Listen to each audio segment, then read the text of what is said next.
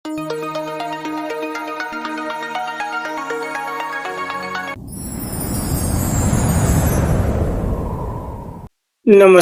ગુજરાતના અધિકારી મિત્રો, આજે આપણે જોવાના છે 16 ઓક્ટોબર 2025 નું મોસ્ટ ઇમ્પોર્ટન્ટ પરીક્ષાલક્ષી કરંટ અફેર્સ ફોર જીકે અને જીએસ. તો ખાસ ઇમ્પોર્ટન્ટ ક્લાસ છે. તે પહેલા ખાસ કરીને ચેનલ ઉપર નવા હોય તો ચેનલને સબસ્ક્રાઇબ કરી લેવી, વિડીયો પસંદ આવે લાઈક કરવો અને તમારા મિત્રો સુધી અવશ્યથી શેર કરી દેવો. તો ચલીએ આજના ઇમ્પોર્ટન્ટ ક્લાસની આપણે શુભ શરૂઆત કરીએ. તો વિશ્વ માનક દિવસ 2025 ક્યારે મનાવવામાં આવ્યો? તો 14 ઓક્ટોબરના રોજ દર વર્ષે આ દિવસ મનાવવામાં આવે છે ઓક્ટોબર મહિનામાં. તો સલામતી, ગુણવત્તા અને આંતરરાષ્ટ્રીય કાર્યક્ષમતા માટે આંતરરાષ્ટ્રીય ધોરણે બનાવનાર નિષ્ણાતનું સન્માન કરીને 14 ઓક્ટોબરના રોજ આપણે વિશ્વ માનક દિવસ ઉજવીએ છીએ, એટલે કે ધોરણ દિવસ ઉજવીએ છીએ. અને 2025ની થીમ વધુ સારા વિશ્વ માટે વહેંચણીની દ્રષ્ટિ સસ્ટેનેબલ ડેવલપમેન્ટ ગોલ જે 17 છે એને સ્ટેટલાઇટ અને ટકાઉ વિકાસલક્ષી પ્રાપ્ત કરવાનું છે. તો ખાસ આ ઇમ્પોર્ટન્ટ થીમ સાથે આ દિવસ એક આપણને યાદ હોવો જોઈએ.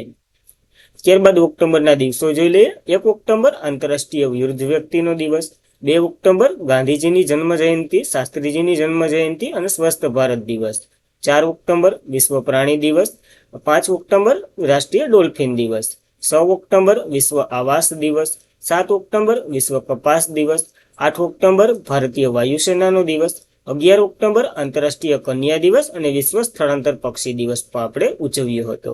અને 13 ઓક્ટોબરે આપત્તિ જોખમ ઘટાડવા માટેનો આંતરરાષ્ટ્રીય દિવસ ઉજવ્યો હતો. આ મોસ્ટ ઇમ્પોર્ટન્ટ જે ઓક્ટોબરના દિવસો છે આપણને યાદ રાખવા જોઈએ. ત્યારબાદ ફિલ્મફેર એવોર્ડ મોસ્ટ ઇમ્પોર્ટન્ટ શા માટે? કારણ કે આનું આયોજન ગુજરાતમાં થયું હતું. ફિલ્મફેર એવોર્ડ 2025 ઇવેન્ટ ગુજરાતના કયા જિલ્લામાં યોજાઈ છે? તો ગુજરાતના અમદાવાદ ખાતે આ ઇવેન્ટ યોજાઈ હતી. 70મો ફિલ્મફેર એવોર્ડ છે.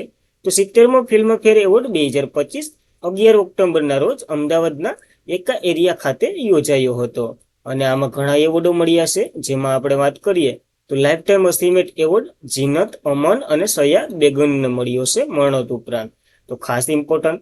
અને આ પુરસ્કારમાં લાપતા લેડીઝ મોસ્ટ ઇમ્પોર્ટન્ટ, કારણ કે ઘણું સરસામાં રહ્યું છે. 24 નોમિનેશન આને મળ્યા હતા. કોઈ પણ ફિલ્મ દ્વારા સૌથી વધુ નોમિનેશન મેળવનાર આ ફિલ્મ બની છે અત્યારે. અને ફિલ્મફેરના વધુ નોમિનેશનનો રેકોર્ડ આના નામે છે. લાપતા લેડીઝ આમાં કુલ અન્ય 13 એવોર્ડ જીત્યા છે. 70મો ફિલ્મફેર એવોર્ડ છે ને એમાં જ. પણ આપણે એટલા બધી એવોર્ડની વાત નહીં કરીએ, જેટલા આઈએમપી છે એની વાત કરશું. શું શ્રેણી આપેલી છે? શ્રેષ્ઠ ફિલ્મ તરીકે લાપતા લેડીઝ, એ તો ખબર જ છે. શ્રેષ્ઠ દિગ્દર્શક તરીકે કિરણ રાવની છે, એ પણ લાપતા લેડીઝના જ છે. શ્રેષ્ઠ મુખ્ય અભિનેત્રી તરીકે અભિષેક બચ્ચન અને કાર્તિક આર્યન છે. હું વાત કરવા માંગુ છું અને સંધુ ચેમ્પિયન બંને માટે. શ્રેષ્ઠ મુખ્ય અભિનેત્રી આલિયા ભટ્ટ છે જીગરા માટે. શ્રેષ્ઠ અભિનેતાની વાત કરીએ પુરુષમાં રાજકુમાર રાવ છે શ્રીકાંત માટે. તો ખાસ આ એટલા તો યાદ રાખવાના. બીજા તો લાપતાને જ ઘણા, એટલે 13 મળેલા છે. તો એ તો ખાલી કેટલા મળ્યા એ યાદ રાખજો. નકર આ એક શ્રેષ્ઠ ફિલ્મ, શ્રેષ્ઠ દિગ્દર્શક અને પુરુષ અને મહિલામાં શ્રેષ્ઠ એ 4 યાદ રાખજો, ઇમ્પોર્ટન્ટ છે. અને આગળ જોઈએ લાઈફ ટાઈમ, એ પણ યાદ રાખવાનો. આ પુરસ્કાર ફિલ્મફેર એવોર્ડની વાત કરીએ. આ પુરસ્કાર ભારતમાં દર વર્ષે હિન્દી સિનેમાના શ્રેષ્ઠ પ્રદર્શન માટે આપવામાં આવે છે. પ્રથમ પુરસ્કાર 21 માર્ચ 1954માં મળ્યો હતો. પ્રસ્તુત કરતા એટલે કે કોના દ્વારા અપાય છે? તો ફિલ્મફેર મેગેઝિન છે ને ટાઈમ ગ્રુપનું, એના દ્વારા આપવામાં આવે છે. યાદ રાખવું, ઇમ્પોર્ટન્ટ એવોર્ડ છે એટલા માટે.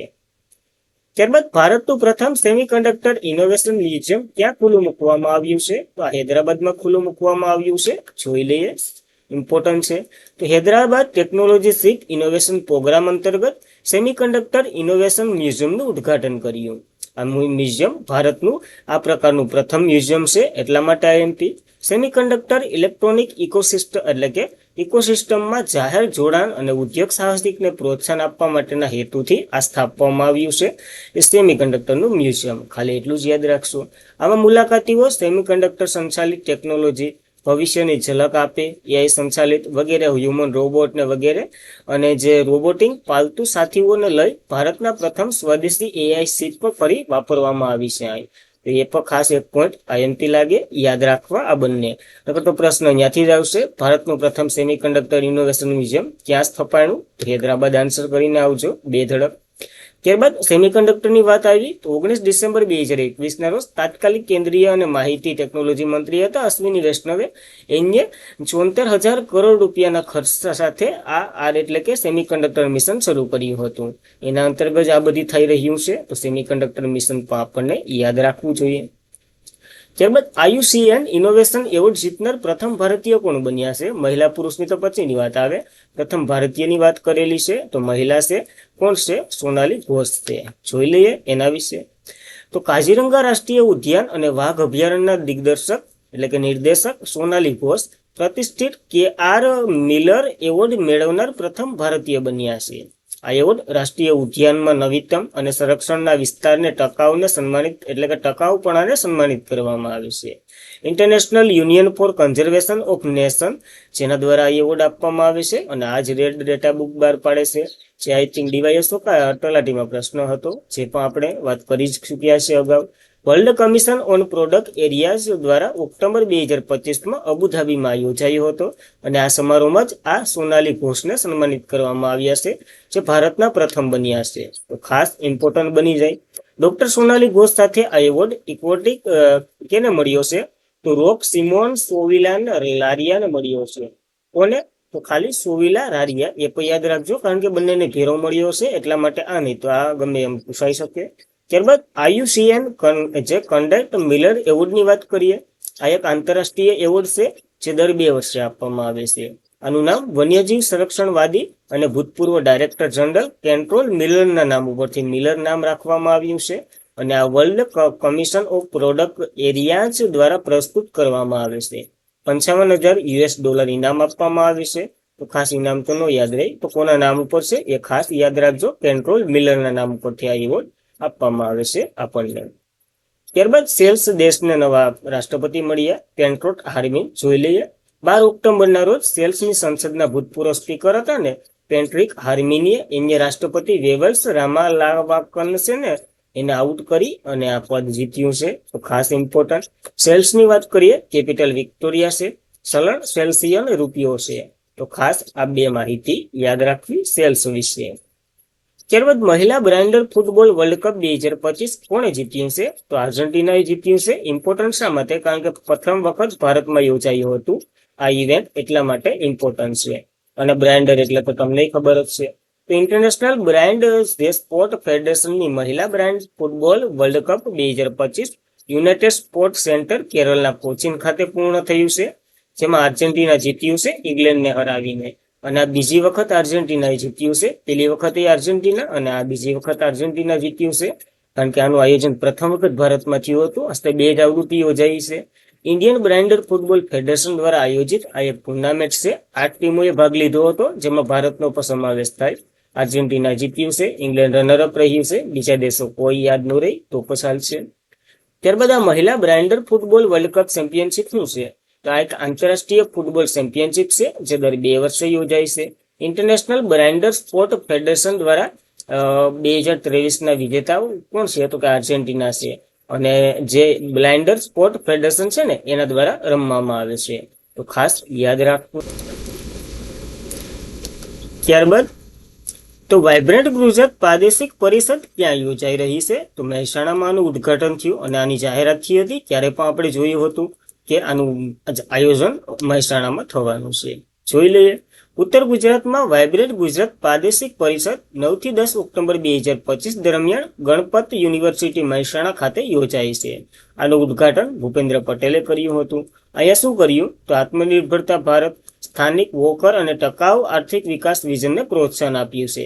ઘણા સ્ટાર્ટઅપ, MSME રોકાણકારોને વગેરેને ફાયદો થાય એવા નિર્ણયો લેવામાં આવ્યા છે. તો વાઇબ્રન્ટ ગુજરાત જે ગુજરાતનો વિકાસ કરી રહ્યું છે, યાદ રાખવું આપણને. ત્યારબાદ રાઇટ ટુ ડિસ્કનેક્ટ કાયદો રજૂ કરનાર ભારતનું પ્રથમ રાજ્ય કયું બન્યું છે? તો કેરળે આ રેકોર્ડ તોડ્યો છે. જોઈ લઈએ આખું. તો ડિજિટલ યુગમાં કામ, ઈમેલ, સંદેશ, પોસ્ટ અને વિડીયો લિંક દ્વારા વ્યક્તિગત કલાકોમાં ઘૂસી ગયેલા જે સત્તાવાર દિવસ પૂર્ણ થયા પછી ધ્યાન ખેંચે છે. અને આ વાત ઓળખી કે કેરળ ખાનગી ક્ષેત્રના કર્મચારીઓને કામ પછી માગણીઓને કાયદેસર રીતે રક્ષણ આપવા માટે રાઇટ ટુ ડિસ્કનેક્ટ બિલ 2025 રજૂ કર્યું છે. ટૂંકમાં તમારો જો નોકરીનો સમય 8 થી 8 નો હોય ને તો 8 થી 8 પછી તમને કોઈ કંપની તરફથી ઈમેલ, મેસેજ અથવા તો કોઈ ફોન આવ્યો હોય ને તો તમારી મરજી હોય તો તમે ઉપાડી શકો, નકર ના ઉપાડી શકો. એના માટે કંપની તમારા ઉપર કંઈ કાયદેસરની કાર્યવાહી કરે તો આ રાઇટ ટુ ડિસ્કનેક્ટનો એક લાગુ પડશે. આ બિલમાં એવી જોગવાઈ કરવામાં આવી કે કર્મચારીઓ તેમના સમત કામ કલાકો સિવાય calls, email, video conference, SMS જે વાત કરી એ મુજબ હાજરી આપવી હોય તો આપી શકે, નકર ટાળી પણ શકે. તો યાદ રાખવું ઇમ્પોર્ટન્ટ છે. ત્યારબાદ કયા રાજ્યના મુખ્યમંત્રીએ વૈશ્વિક કારકિર્દી માટે સીએમ ફ્લાઇટર કાર્યક્રમ રજૂ કર્યો છે? તો આસામના સીએમ હેમંત બિસ્વ શર્માએ રજૂ કર્યો છે. તો તાજેતરમાં સીએમ ફ્લાઇટ કાર્યક્રમ રજૂ કર્યો, જેનો હેતુ આસામના યુવાનોને વૈશ્વિક કારકિર્દી બનાવવા માટે સશક્ત બનાવવાનો છે. આ પહેલ રાજ્ય સરકારના યુવાનોને કૌશલ્ય, અનુભવ અને તકોમાં સર્જન કરશે અને સંકલ્પો પર ભાર મૂકશે. સ્થાનિક પ્રતિભાવો આંતરરાષ્ટ્રીય રોજગારી બજારો સાથે જોડશે. આનું ફૂલ ફોર્મ પર છે, પણ ત્યારે યાદ ન રાખતા ગાંડા થઈ જાઓ. આમાં ટૂંકમાં શું છે તો કે આસામના યુવાનોને ટૂંકમાં બધી ભાષાઓ વિશે શીખવાડવાનું છે. સમજી લો કે જાપાનમાં કોઈ ઇન્ટરનેશનલ એરપોર્ટ છે, હવે એમાં નોકરી જોતી હોય તો ત્યાંની ભાષા આવડવી જોઈએ અને એ ભાષા માટે શીખવું જરૂરી છે. તો ઇંગ્લેન્ડની એવી બધી ભાષાઓ શીખવાડવામાં આવશે એટલે રોજગારીનું સર્જન થાય, એવા બધી પોઈન્ટો છે. ત્યારબાદ કમલા હેરિસ, નામ તો સુનાઈ હોગા, 107 દેશ પુસ્તક લોન્ચ કર્યું છે. ભૂતપૂર્વ ઉપરાષ્ટ્રપતિ છે ક્યાંના તો કે ડોનાલ્ડ ટ્રમ્પ અત્યારે જાણા છે ને ત્યાંના હતા, હવે નથી. અસરકારક રાષ્ટ્રપતિ પદના ઉમેદવાર વિશે સંસ્કરણ 107 દિવસ નામનું પુસ્તક રજૂ કર્યું છે. યાદ રાખવું, કમલા હેરિસ એક વકીલ અને અમેરિકન રાજકારણીય છે જે ભારતીય મૂળના છે, એટલા માટે ઇમ્પોર્ટન્ટ. જેની માતા ભારતીય હતા અને પિતા અમેરિકન છે. 49માં ઉપરાષ્ટ્રપતિ રહી ચૂક્યા હતા અને અમેરિકાના પ્રથમ મહિલા ઉપરાષ્ટ્રપતિ બનનાર આ મહિલા હતા. પાર્ટી ડેમોક્રેટિક પાર્ટીના હતા, તો ખાસ ઇમ્પોર્ટન્ટ ધરાવે આપણા માટે, કારણ કે ભારતીય મૂળના છે એટલા માટે. બસ આજના માટે એટલું જ હતું. ખાસ કરીને મિત્રો વિડીયો પસંદ આવે લાઈક કરવો, તમારા મિત્રોને શેર કરવો, ચેનલ પર નવા હોય તો અવશ્યથી સબસ્ક્રાઇબ કરી લેવી. વિડીયો પસંદ આવે લાઈક, શેર અને સબસ્ક્રાઇબ. ભવિષ્યથી ટેલિગ્રામમાં જોડાઈ જવું. PDF, સ્ટડી મટીરિયલ, ક્વિઝ વગેરે માટે ડેઇલીની PDF ડેઇલી અપલોડ થઈ જાય છે. કોઈ પણ નોટિફિકેશન, જાહેરાત વગેરે એમાં મૂકતો રમતો તમે જોઈન્ટ થઈ જાઓ, કારણ કે બધી માહિતી ત્યાં મળી જાય. આ આપણી ચેનલનું નામ છે, ટેલિગ્રામમાં યાદ છે અને લિંક ડિસ્ક્રિપ્શનમાં છે, ત્યાંથી પણ તમે જોડાઈ શકો. તો બસ આજના માટે એટલું જ હતું. જય હિન્દ, જય ભારત, ધન્યવાદ.